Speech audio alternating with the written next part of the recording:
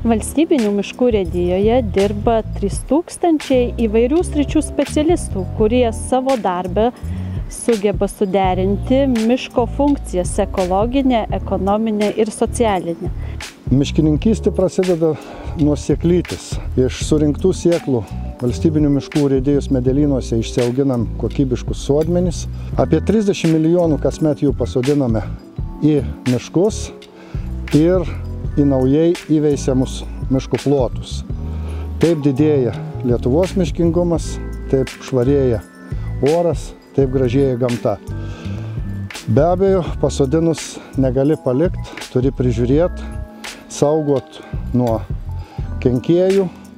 Vėliau prasideda apsauga nuo žvėrių nukandimų. Ir šitaip mes ganėtinai ilgai ir kantriai apie 40-50 metų prižiūrim šitą mišką, kol jis išeina pirmą ardą ir toliau laukia savo brandos. Valstybinių miškų urėdijos medelynuose taikant šiuolaikinės modernias technologijas išauginame kasmet 50 milijonų miško sodmenų. 30 milijonų iš jų keliauja į valstybinius miškus, likusi dalis atitenka privatiems miško savininkams ir eksportui. Valstybinių miškų urėdija tvarko ir prižiūri virš 36 000 kilometrų miško kelių.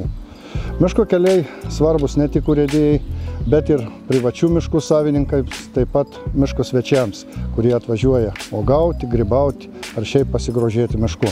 Mums, kaip miškininkams atsakingiams už gaisrų gesinimą privačiuose ir valstybiniuose miškuose, keliai reikalingi tam, kad mes kuo operatyviau atvyktumėm į gaisro vietą ir kuo greičiau šitą gaisrą užgesintume, kad gamtai būtų kuo mažesni nuostoliai.